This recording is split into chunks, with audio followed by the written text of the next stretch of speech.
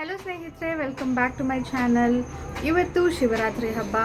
ಶಿವರಾತ್ರಿ ಹಬ್ಬದ ಹಾರ್ದಿಕ ಶುಭಾಶಯಗಳು. ಪೂಜೆ ಆಗಿದೆ ಸ್ನೇಹಿತರೆ. ಈಗ ನಾವು ದೇವಸ್ಥಾನಕ್ಕೆ ಹೊರಟಿದ್ದೀವಿ. ನಾರ್ಮಲ್ ಪೂಜೆ ಆಯಿತು. ಇವತ್ತು ಉಪವಾಸ. ತಿಂಡಿ ನಾನೇನು ಮಾಡಿಲ್ಲ, ಜಸ್ಟ್ ಹಾಲು ಕುಡಿದಿದ್ದೀನಿ ಅಷ್ಟೇ. ಪೂಜೆ ಆಯಿತು. ಈಗ ದೇವಸ್ಥಾನಕ್ಕೆ ಹೋಗಿ ಬರೋಣ ಬನ್ನಿ. ಬಂದ ಮೇಲೆ ನಮ್ಮ ದಿನ ಹೇಗೆಲ್ಲ ಹೋಗುತ್ತೆ ನೋಡೋಣ.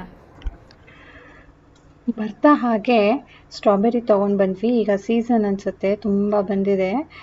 ನಾನ್ ಸೀಸನಲ್ಲಿ ಒಂದು ಸ್ವಲ್ಪ ಪ್ರೈಸ್ ಜಾಸ್ತಿ ಇರುತ್ತೆ, ಬಟ್ ಈಗಲೂ ಏನು ತುಂಬ ಕಡಿಮೆ ಅಂತ ಏನಿಲ್ಲ. ಬಟ್ ಚೆನ್ನಾಗಿ ಬಂದಿದೆ ನೋಡಿ, ಎಷ್ಟು ಶೈನಿ ಆಗಿದೆ, ಎಷ್ಟು ದಪ್ಪ ದಪ್ಪ ಇದೆ. ಒಂದೊಂದು ಸಾರಿ ಅಂತೂ ತುಂಬಾ ಸಣ್ಣ ಸಣ್ಣ ಇರುತ್ತೆ ಮತ್ತು ಮೆತ್ತ ಆಗಿಬಿಟ್ಟಿರುತ್ತೆ. ಬಟ್ ಇದು ತುಂಬಾ ಚೆನ್ನಾಗಿದೆ, ಫ್ರೆಶ್ ಆಗಿದೆ. ನೋಡಿದ ತಕ್ಷಣವೇ ತುಂಬ ಫ್ರೆಶ್ ಇದೆ ಅನಿಸುತ್ತೆ. ಬಟ್ ಪಕ್ಕ ಇಟ್ಟುನೇ ಅದು ಪ್ರೆಸ್ ಆಗಿ ಒಂಥರ ಸಾಫ್ಟ್ ಆಗಿಬಿಟ್ಟಿರುತ್ತೆ ಒಂದು ಕಡೆ. ಅದು ತುಂಬ ದಿನ ಇಟ್ಟರೆ ಅಲ್ಲೇ ಫಂಗಸ್ ಫಾರ್ಮ್ ಆಗುತ್ತೆ. ಅದಕ್ಕೆ ಯಾವುದು ತುಂಬಾ ಪ್ರೆಸ್ ಆಗಿಬಿಟ್ಟಿರುತ್ತೋ, ಮೆತ್ತಾಗಿರುತ್ತೋ ಅದನ್ನು ಮೊದಲು ತೆಗೆದ್ಬಿಟ್ಟು ತಿಂದ್ಬಿಡೋದೇನೆ. ಅದಾದಮೇಲೆ ಯಾವುದು ಪ್ರೆಸ್ ಆಗಿರೋದಿಲ್ವೋ ಅದು ಒಂದು 2-3 ದಿನ ಆದರೂ ಇರುತ್ತೆ. ಸೊ ಈ ಥರ ನಾನೀಗ ನೋಡಿ ತೆಗೆದಿಟ್ಕೊಳ್ತಾ ಇದ್ದೀನಿ, ಯಾವುದು ಇವತ್ತೇ ತಿನ್ಬೋದು, ಯಾವುದು ನಾಳೆ ತಿನ್ಬೋದು ಅಂತ ಹೇಳಿಬಿಟ್ಟು. ಇದು ಸಾನುವಿನ one of the favourite fruits. ದೇವಸ್ಥಾನಕ್ಕೆ ಹೋಗಿ ಬಂದ್ವಿ ಸ್ನೇಹಿತರೆ. ಎಷ್ಟು ಕ್ಯೂ ಅಂತೀರಾ. ಇವತ್ತು ನಾವು ಬೇಗ ಹೊರಟಿದ್ವಿ. ಅಂದರೆ ಯೂಶ್ವಲಿ ನಾವು ಸಂಜೆ ಒಂದು 3 ಗಂಟೆ ಅಥವಾ 4 ಗಂಟೆ ಅಷ್ಟೊತ್ತಿಗೆ ಹೋಗ್ತಾ ಇದ್ದಿದ್ದು. ಆವಾಗ ಹೋದರೆ ತುಂಬ ರಶ್ ಇಲ್ಲ, ತುಂಬ ಮೂವಿಂಗಲ್ಲಿ ಫಾಸ್ಟ್ ಮೂವಿಂಗಲ್ಲಿ ಇರ್ತಾಯಿತ್ತು. ಮತ್ತು ದೇವಸ್ಥಾನದ ಹತ್ರನೇ ನಮಗೆ ಕ್ಯೂ ಸಿಗ್ತಾ ಇದ್ದಿದ್ದು. ಬಟ್ ಇವತ್ತು ಎಷ್ಟು ದೂರ ಇತ್ತು ಅಂತೀರಾ, ಅನ್ಇಮ್ಯಾಜಿನೇಬಲ್. ನಾನು ಇಷ್ಟುದ್ದ ಕ್ಯೂ ಇದ್ದಾಗ ಇಷ್ಟು ವರ್ಷದಲ್ಲಿ ಯಾವತ್ತೂ ಹೋಗಿರಲಿಲ್ಲ. ಇವತ್ತು ರಾಜೇಶ್ ಅಂತ ಇದ್ದರು, ಇವತ್ತು ಭಾನುವಾರ ಅಲ್ವಾ, ಎಲ್ಲರೂ ಫ್ರೀ ಆಗಿರ್ತಾರೆ, ಅದಕ್ಕೆ ಬೇಗ ಬಂದಿರ್ತಾರೆ. ಸೊ ಇಷ್ಟು ದಿನದಿಂದ ನಾವು ಏನು ಹೋಗ್ತಾ ಇದ್ವಿ, ಅವಾಗ ರಶ್ ಇರ್ತಾ ಇರಲಿಲ್ಲ. ಅಥವಾ ಅದು ವೀಕ್ ಡೇಯಲ್ಲಿ ಬೀಳ್ತಾ ಇತ್ತು, ಎಲ್ಲರಿಗೂ ಬರೋದಕ್ಕಾಗ್ತಾ ಇರಲಿಲ್ಲ. ಹಾಗಾಗಿ ಕಡಿಮೆ ಇತ್ತಾ ಗೊತ್ತಿಲ್ಲ. ಬಟ್ ದರ್ಶನ ಮಾಡಲೇಬೇಕು ಅಂತ ಹೇಳಿಬಿಟ್ಟು ಹೋಗಿ ಬಂದ್ವಿ. ಅಲ್ಲೇ ಪ್ರಸಾದ ಕೂಡ ಕೊಟ್ಟರು. ಪ್ರಸಾದ ನಾನು ಬಂದ ತಕ್ಷಣ ತಿಂದುಬಿಟ್ಟೆ, ಹೊಟ್ಟೆ ಹಸುವಾಗಿತ್ತ, ಬರೀ ಹಾಲು ಕುಡಿದಿದ್ದು. ಸೊ ಈಗ ಒಂದು ಸ್ವಲ್ಪ ಹೊತ್ತು ಕೂತ್ಕೊಂಡು ಆಮೇಲೆ ಅಡುಗೆ ಶುರು ಮಾಡ್ತೀನಿ. ಅಡುಗೆಗೆ ಇವತ್ತು ಅನ್ನ ಅಂತೂ ಮಾಡೋ ಹಾಗಿಲ್ಲ. ಅತ್ತೆ ಹೇಳ್ತಾಯಿದ್ರು ರೊಟ್ಟಿನೂ ಹಾಕಬೇಡ ಅಂತ. ಸೊ ಅವಲಕ್ಕಿ ಮಾಡ್ತಾ ಇದ್ದೆ ನಾನು ಯೂಶ್ವಲಿ. ಬಟ್ ಅವಲಕ್ಕಿ ಕೂಡ ಅಕ್ಕಿಯಿಂದನೇ ಅಲ್ವಾ ಆಗಿರೋದು, ಅದಕ್ಕೆ ನಾನು ಈ ಸರಿ ಅವಲಕ್ಕಿನೂ ಮಾಡಿಲ್ಲ. ಉಪ್ಪಿಟ್ಟು, ಚಪಾತಿ ಆ್ಯಂಡ್ ನಮ್ಮ ಸಾವನು ಒಂದು ಹೊಸ ರಿಕ್ವೆಸ್ಟ್ ಹಾಕಿದ್ದಾಳೆ. ಸೊ ಅದನ್ನು ಮಾಡೋಣ ಅಂತ ಅಂದ್ಕೊಂಡಿದ್ದೀನಿ. ಸೊ ನಿಮಗೂ ಕೂಡ ತೋರಿಸ್ತೀನಿ. ಲಾಂಗ್ ಬ್ಯಾಕ್ ಮಾಡಿದ್ದೆ. ಸೊ ಈಗ ಒಂದು ಸ್ವಲ್ಪ ಹೊತ್ತು ಕೂರ್ತೀನಿ, ಆಮೇಲೆ ಅಡುಗೆ ಶುರು ಮಾಡ್ತೀನಿ. ಇವತ್ತು ಅಡುಗೆಗೆ ಸಾಬುದಾನ ರೊಟ್ಟಿ ಮಾಡ್ತಾ ಇದ್ದೀನಿ. ಅದಕ್ಕೆ ಫಸ್ಟ್ ನಾನು ಸ್ವಲ್ಪ ಕಡಲೆ ಬೀಜನ ಹುರ್ಕೊಂಡು ಸಿಪ್ಪೆ ತೆಗೆದು ಅದನ್ನು ತರ್ತರಿಯಾಗಿ ಪುಡಿ ಮಾಡ್ಕೊಳ್ತೀನಿ. ಅದರ ಜೊತೆ ಸ್ವಲ್ಪ ಕರಿಬೇವು ಕಟ್ ಮಾಡ್ಕೊಂಡಿದ್ದೀನಿ, ಮೆಣಸಿನ್ಕಾಯಿ ಕಟ್ ಮಾಡ್ಕೊಳ್ಬೋದು ಅಥವಾ ರುಬ್ಕೊಳ್ಬೋದು. ಕೊತ್ತಂಬರಿ ಸೊಪ್ಪು ಹಾಕಬೇಕು, ಸ್ವಲ್ಪ ಜೀರಿಗೆ ಬೇಕು. ಒಂದು ಕಡೆ ನಾನು ಆಲೂಗೆಡ್ಡೆನ ಬೇಯಕ್ಕಿಟ್ಟಿದ್ದೀನಿ. ಅದು ಬೇಯೋ ತನಕ ರಾತ್ರಿ ಅಡುಗೆಗೂ ರೆಡಿ ಮಾಡ್ಕೊಳ್ತಾ ಇದ್ದೀನಿ. ರಾತ್ರಿ ಅಡುಗೆಗೆ ಇವತ್ತು ಬ್ಯಾಂಗನ್ ಕಾ ಭರ್ತಾ ಮಾಡ್ತಾ ಇದ್ದೀನಿ. ಇದು ಭರ್ತಾ ಬ್ರಿಂಜಾಲ್ ಅಂತಾನೆ ಸಿಗುತ್ತೆ, ದಪ್ಪದು. ಸೊ ಅದನ್ನೀಗ ಮಧ್ಯ ಸ್ಲಿಟ್ ಮಾಡ್ಕೊಳ್ತಾ ಇದ್ದೀನಿ. ಯಾಕೆ ಅಂದರೆ ನಾವು ಬೇಯಿಸ್ತೀವಲ್ವ ಸ್ಟವ್ ಮೇಲೆ ಡೈರೆಕ್ಟು, ಆವಾಗ ಒಳಗಡೆ ಕೂಡ ಬೇಯಬೇಕು ಅಂತ. ಅದ್ರ ಮಧ್ಯ ಇದಕ್ಕೆ ಎಷ್ಟು ಖಾರಕ್ಕೆ ಬೇಕೋ ಅಷ್ಟರಲ್ಲಿ ಅರ್ಧ ಚಿಲ್ಲಿ ಹಾಕ್ಕೊಳ್ತೀನಿ, ಅರ್ಧ ಚಿಲ್ಲಿ ಪೌಡರ್ ಹಾಕ್ಕೊಳ್ತೀನಿ. ಅದರ ಜೊತೆ ಶುಂಠಿ ಹಾಕೋ ಹಾಗಿಲ್ಲ, ಬರೀ ಬೆಳ್ಳುಳ್ಳಿ ಮಾತ್ರನೇ ಇದು ಮಧ್ಯಾಹ್ನ ಸೇರಿಸ್ಕೊಳ್ತಾ ಇದ್ದೀನಿ. ಎರಡೂ ಬೇಯತ್ತೆ. ಸ್ವಲ್ಪ ಈ ಸ್ಮೋಕಿ ಫ್ಲೇವರ್ ಕೂಡ ಬರುತ್ತೆ, ಅದು ಈ ಪಲ್ಯಕ್ಕೆ ಚೆನ್ನಾಗಿರುತ್ತೆ. ಇದಕ್ಕೀಗ ಸ್ವಲ್ಪ ಎಣ್ಣೆ ಸವರಬೇಕು ಮೇಲೆ. ಸವರ್ಬಿಟ್ಟು ಡೈರೆಕ್ಟ್ ನಾನು ಒಂದು ಗ್ರಿಲ್ ಇಟ್ಬಿಟ್ಟು ಅದ್ರ ಮೇಲೆ ಸುಡ್ತಾ ಇದ್ದೀನಿ. ಇದು ಸುಟ್ಟಾಗ ಏನಾಗುತ್ತೆ, ಮೇಲ್ಗಡೆಯಿಂದ ಸಿಪ್ಪೆ ಕರಕಲಾಗುತ್ತೆ, ಸಿಪ್ಪೆ ರಿಮೂವ್ ಮಾಡ್ಬೋದು. ಆ್ಯಂಡ್ ಒಳಗಡೆ ಸ್ಲಿಟ್ ಇರೋದ್ರಿಂದ ಬೆಂದಂಗೆ ಆಗುತ್ತೆ. ನಾವು ಇದನ್ನು ಸಪ್ರೇಟ್ ಬೇಯಿಸೋ ಹಾಗಿಲ್ಲ, ಹೀಗೆ ಇದು ಬೆಂದ್ಕೊಳ್ಬೇಕು. ಸಾಬುದಾನ ರೊಟ್ಟಿ ಮಾಡೋದಕ್ಕೆ ಆಲೂಗೆಡ್ಡೆ ಬೇಯಿಸಿದ್ದೆ. ಇದಕ್ಕೆ ಇಷ್ಟೇ ಆಲೂಗೆಡ್ಡೆ ಹಾಕಬೇಕು ಅನ್ನೋ ಥರ ಏನಿಲ್ಲ, ಜಾಸ್ತಿ ಕಡಿಮೆ ಹಾಕ್ಕೊಳ್ಬೋದು. ಈ ಆಲೂಗೆಡ್ಡೆ ಯಾತಕ್ಕೆ ಹಾಕೋದು ಅಂದರೆ ಒಂದು ಬೈಂಡಿಂಗ್ ಬರೋದಕ್ಕೆ. ಸಾಬುದಾನ ಅಂದರೆ ಸಬ್ಬಕ್ಕಿ ನಾವು ಬೆಳಿಗ್ಗೆನೇ ಒಂದು 2-3 ಅವರ್ ನೆನೆಸಿರ್ಬೇಕು. ಅದು ಫುಲ್ ಹುಡಿಯಾಗಿರುತ್ತೆ, ಬೈಂಡಿಂಗ್ ಏಜೆಂಟ್ ಏನೂ ಇರಲ್ಲ ಅದಕ್ಕೆ. ಆ್ಯಂಡ್ ಅದ್ರ ಜೊತೆ ನಾನೀಗ ಏನು ಕಟ್ ಮಾಡಿ ಇಟ್ಕೊಂಡಿದ್ನಲ್ವ ಅದನ್ನೆಲ್ಲ ಹಾಕ್ಕೊಳ್ತಾ ಇದ್ದೀನಿ. ಒಂದು ಅರ್ಧ ಸ್ಪೂನಷ್ಟು ಜೀರಿಗೆ ಹಾಕ್ಕೊಂಡಿದ್ದೀನಿ, ಡೈರೆಕ್ಟ್ ದಪ್ಪ. ಅದ್ರ ಜೊತೆ ನಾನೀಗ ಉಪ್ಪು ಹಾಕ್ಕೊಳ್ತಾ ಇದ್ದೀನಿ. ಇದು ಸಾಬುದಾನ ಚೀಲ ಅಂತ ಹೇಳ್ತಾರೆ ಹಿಂದಿಯಲ್ಲಿ. ಇದು ಯಾವ ಟೈಮಲ್ಲಿ ಮಾಡ್ತಾರೆ ಅಂದರೆ, ಈ ಉಪವಾಸ ಮಾಡ್ತಾರಲ್ವ ಆವಾಗ ಶುಂಠಿ ಬೆಳ್ಳುಳ್ಳಿ ಈರುಳ್ಳಿ ಏನು ತಿನ್ನೋ ಹಾಗಿಲ್ವಲ್ಲ, ಅದಕ್ಕೆ ಈ ಥರ ಮಾಡ್ಕೊಳ್ತಾರೆ. ಇದರಲ್ಲಿ ಕಿಚಡಿ ಕೂಡ ಮಾಡ್ತಾರೆ. ಆ್ಯಂಡ್ ಇದಕ್ಕೆ ಉಪ್ಪು ಕೂಡ ಹಾಕಿದ್ದು ನಾನು. ಇದಕ್ಕೆ ಸೇಂದಾ ನಮಕ್ ಅಂತ ಹೇಳೋದು. ಉಪವಾಸ ಮಾಡಿದಾಗ ಬೇರೆ ಉಪ್ಪು ತಿನ್ನಬಾರ್ದು, ಇದು ತಿನ್ಬೋದು ಅನ್ನೋ ರೀತಿಯಲ್ಲಿ ಇದನ್ನು ಯೂಸ್ ಮಾಡೋದು. ಸೊ ಇದು ಉಪವಾಸ ಇದ್ದಾಗ ಯಾರು ಬೇಕಾದರೂ ಮಾಡಿಕೊಂಡು ತಿನ್ಬೋದು. ಇದು ಏನಪ್ಪ ಅಂದರೆ ಪ್ರಿಪರೇಷನ್ ಟೈಮು ಲೆಸ್, ಆದರೆ ಕುಕ್ಕಿಂಗ್ ಟೈಮ್ ಮೋರ್. ಒಂದು ಸ್ವಲ್ಪ ಎಕ್ಸ್ಟ್ರಾ ಹಿಡ್ಸತ್ತೆ, ನಾರ್ಮಲ್ ರೊಟ್ಟಿಗಿಂತನೂ ಸ್ವಲ್ಪ ಜಾಸ್ತಿ ಟೈಮೇ ಹಿಡ್ಸತ್ತೆ. ಈಗೆಲ್ಲನೂ ಬೈಂಡಿಂಗ್ ಮಾಡಿಕೊಂಡು ಕಲಿಸ್ಕೊಂಡು, ನೀರೆಲ್ಲ ಏನೂ ಹಾಕೋ ಹಾಗಿಲ್ಲ, ಜಸ್ಟ್ ಹಾಗೆ ಕಲಿಸ್ಕೊಳ್ಬೇಕು. ಇದು ಗಟ್ಟಿನೇ ಬರುತ್ತೆ, ಏನೂ ಚಿಂತೆ ಮಾಡಬೇಕಾಗಿಲ್ಲ. ಏನಪ್ಪ ಅಂದರೆ ಇದು ತಟ್ಟೋದಕ್ಕೆ ಸ್ವಲ್ಪ ಕಷ್ಟ ಆಗುತ್ತೆ. ತೆಳ್ಳಗೆ ತಟ್ಟಬಾರ್ದು, ಸ್ವಲ್ಪ ಮಂದಕ್ಕೆ ಇರಬೇಕು. ತಟ್ಟದ ಮೇಲೆ ಎತ್ತು ಹಾಕೋದಕ್ಕೂ ಕೂಡ ಆಗಲ್ಲ, ಕಿತ್ತೋಗುತ್ತೆ. ಅದಕ್ಕೆ ಏನು ಮಾಡಬೇಕು, ಒಂದು ಬಟ್ಟೆ ತೊಗೊಂಡು ಅದನ್ನು ಒದ್ದೆ ಮಾಡ್ಕೊಂಡಿದ್ದೀನಿ, ಅದ್ರ ಮೇಲ್ಗಡೆ ತಟ್ತಾ ಇದ್ದೀನಿ. ಸೊ ದಟ್ ನಾನು ಡೈರೆಕ್ಟ್ ಆ ಬಟ್ಟೆನೇ ಎತ್ತು ತವ ಮೇಲೆ ಹಾಕ್ಬೋದು ಅಂತ. ಬಟರ್ ಪೇಪರ್ ಇದ್ದರೆ ಅದನ್ನು ಕೂಡ ಯೂಸ್ ಮಾಡ್ಕೊಳ್ಬೋದು, ಅದ್ರ ಮೇಲೆ ತಟ್ಬೋದು. ತವ ಫುಲ್ ಬಿಸಿಯಾಗಿರಬೇಕು. ಒಂಚೂರು ಎಣ್ಣೆ ಕೂಡ ಸವರ್ತಾ ಇದ್ದೀನಿ, ಇಲ್ಲಾಂದರೆ ಅದು ಅಂಟ್ಕೊಳ್ಳುತ್ತೆ.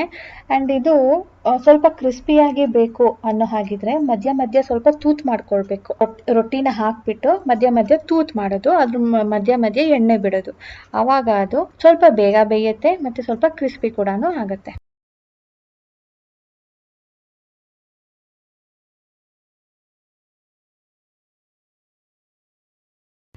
ಇದು ನೋಡಿ ಬ್ಯಾಂಗನ್ ಎಷ್ಟು ಕಪ್ಪಗಾಗಿದೆ ಅಂತ. ಆ್ಯಂಡ್ ಸಾಫ್ಟ್ ಕೂಡ ಆಗಿದೆ ಅಲ್ವಾ, ಅಂದರೆ ಒಳಗಡೆ ಎಲ್ಲನೂ ಬೆಂದಿದೆ ಅಂತ ಅರ್ಥ.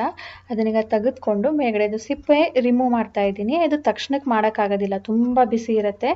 ತಣ್ಣಗಾಗೋದಕ್ಕೆ ಬಿಡಬೇಕು. ತಣ್ಣಗಾದ್ಮೇಲೆ ನಾವು ಇದನ್ನು ಮುಟ್ಟಕ್ಕಾಗೋದು, ಇಲ್ಲಾಂದರೆ ಕೈ ಸುಡೋದಂತೂ ಗ್ಯಾರಂಟಿ.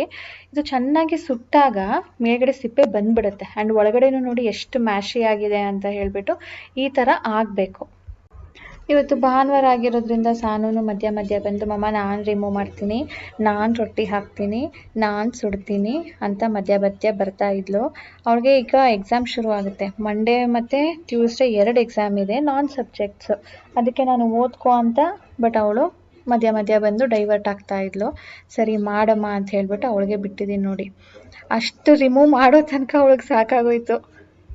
ಎಲ್ಲ ನೀಟಾಗಿ ರಿಮೂವ್ ಮಾಡ್ಕೊಂಡ್ಮೇಲೆ ಇದನ್ನು ಕಟ್ ಮಾಡ್ಕೊಂಡಿದ್ದೀನಿ. ಮ್ಯಾಶಿ ಮಾಡೋದು ಸ್ವಲ್ಪ ಕಷ್ಟನೇ, ಸೊ ಸಣ್ಣದಾಗಿ ಹೆಚ್ಕೊಂಡಿದ್ದೀನಿ.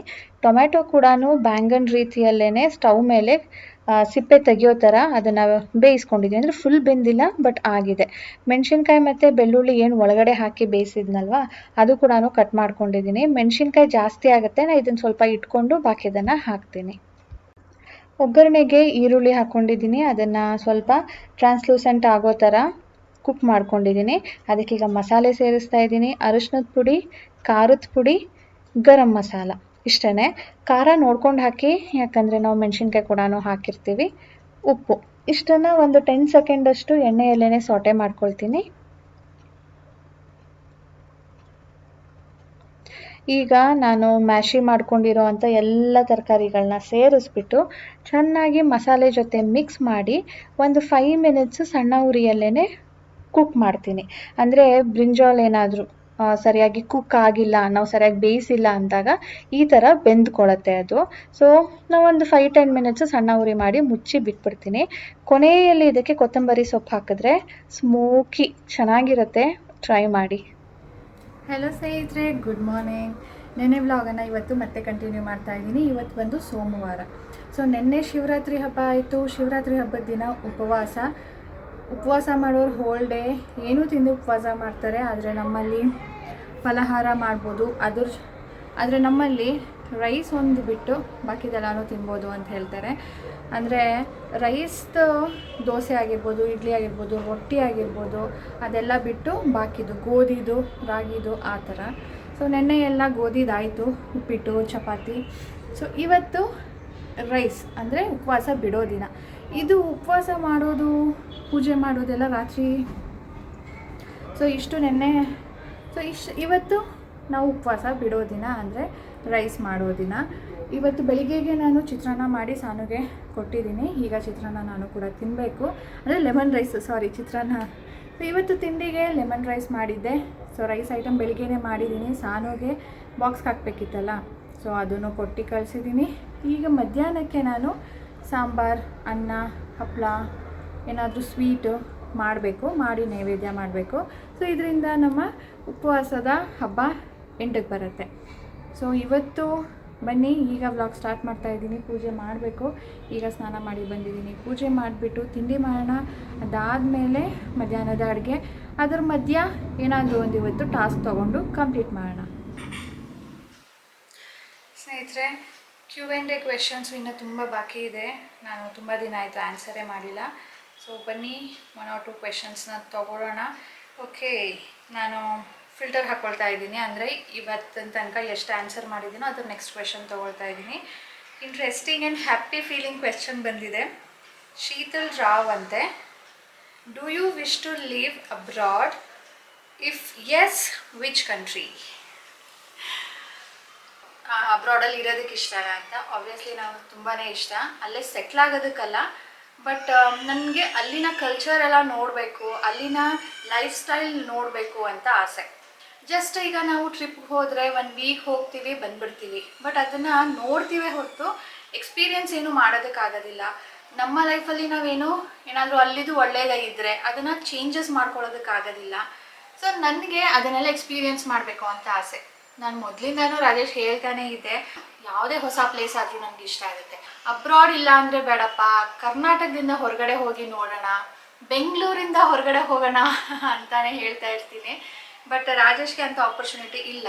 ಆ್ಯಂಡ್ ನಾನಂತೂ ಕೆಲಸಕ್ಕೆ ಹೋಗ್ತಾ ಇಲ್ಲ. ಹಾಗಾಗಿ ನನಗಂತೂ ಅದು ಇಲ್ಲವೇ ಇಲ್ಲ ಅಂತಲೇ ಹೇಳ್ಬೋದು. ನಿಮ್ಗಾದರೂ ಚಾನ್ಸ್ ಇತ್ತು ಹೋಗೋದು, ಬಟ್ ನನಗೆ 0% ಚಾನ್ಸ್ ಅಲ್ಲ. ನಾನು ಏನು ಮಾಡಲಿ? ನಿಮ್ಮ ಥ್ರೂ ಹೋಗಂಗಿಲ್ಲ, ನಾನು ಕೂಡ ಹೋಗಂಗಿಲ್ಲ. ನೋಡೋಣ ನಮ್ಮ ಸಾನು ಲೈಫಲ್ಲಿ ಏನಾಗುತ್ತೆ ಫ್ಯೂಚರಲ್ಲಿ, ಅವಳ ಥ್ರೂ ಏನಾದರೂ ಹೋಗ್ತೀನಾ ಅಂತಾನೆ ಇರ್ತೀನಿ ನಾನಂತೂ. ನನಗೆ ಇಷ್ಟ ಆಗುತ್ತೆ ಇರೋದಕ್ಕೆ. ಹೇಳಿದ್ನಲ್ಲ, ಅಲ್ಲೇ ಸೆಟ್ಲ್ ಆಗೋದಕ್ಕಲ್ಲ, ಬಟ್ ಫ್ಯೂ ಇಯರ್ಸ್ ಇದ್ದು ಬರೋದಕ್ಕೆ. ಲೈಕ್ ಒಂದು ಮಿನಿಮಮ್ 3 ಇಯರ್ಸ್ ಇದ್ದು ಅಲ್ಲಿಂದ ಎಲ್ಲನೂ ನೋಡಿ ಮಾಡಿ ಅಲ್ಲಿ ಹೇಗೆ ಅಂತ ಅರ್ಥ ಮಾಡಿಕೊಂಡು ವಾಪಸ್ ಬರೋದು, ಆ ಥರ. ಇಫ್ ಎಸ್, ವಿಚ್ ಕಂಟ್ರಿ ಅಂತ ನಾನು ಯಾವತ್ತೂ ಇದೇ ಕಂಟ್ರಿಗೆ ಹೋಗಬೇಕು ಅನ್ನೋ ಥರ ಯೋಚನೆ ಮಾಡಿಲ್ಲ. ಹೇಳಿದ್ನಲ್ಲ, ಯಾವುದಾದ್ರೂ ಓಕೆನೆ. ಎಲ್ಲ ಲೈಫ್ ಸ್ಟೈಲು ಚೇಂಜ್ ಇರುತ್ತೆ, ಎಲ್ಲ ಕಂಟ್ರೀಸು ಚೇಂಜ್ ಇರುತ್ತೆ. ಸೊ ಅದನ್ನು ಎಕ್ಸ್ಪೀರಿಯೆನ್ಸ್ ಮಾಡಬೇಕು ಅಂತ ಆಸೆ. ಸೊ ರಮ್ಯಾ ರಾವ್ ಅವರು ಗೋಲ್ ಸೇವಿಂಗ್ ಟಿಪ್ಸ್ ಕೇಳಿದ್ದಾರೆ. ನಾನು ಅದನ್ನು ಆನ್ಸರ್ ಮಾಡಿದ್ದೀನಿ, 2 ಸಾರಿ ಆನ್ಸರ್ ಮಾಡಿದ್ದೀನಿ. ನೆಕ್ಸ್ಟು ಪ್ರತಿಮಾ ಅವರು, please explain in detail regarding dishwasher. I want to buy for my new home.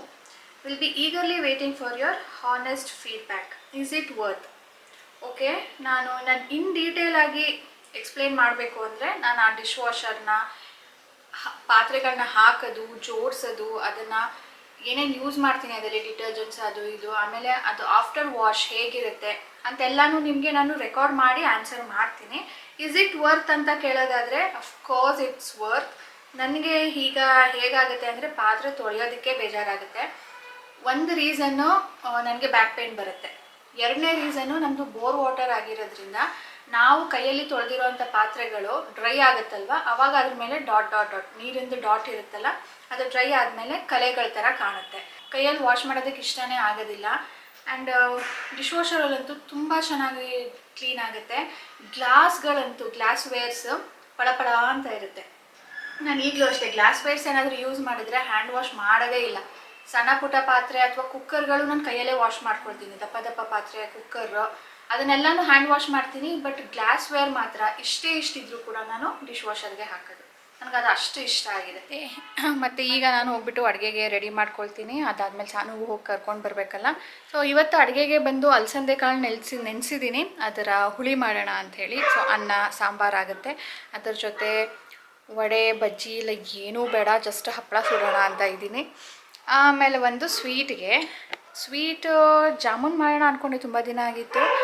But ಇನ್ನೇನು ನಮ್ಮ ಸಾನು ಬರ್ತ್ಡೇ ಬರ್ತಾ ಇರೋದ್ರಿಂದ ಅವಾಗಲೂ ಮಾಡಬೇಕು. ಹಾಗಾಗಿ ಜಾಮೂನ್ ಕ್ಯಾನ್ಸಲ್. ಸಿಂಪಲ್ಲಾಗಿ ಶಾವಿಗೆ ಪಾಯಸ ಮಾಡೋಣ ಅಂತ ಇದ್ದೀನಿ ಸ್ನೇಹಿತರೆ.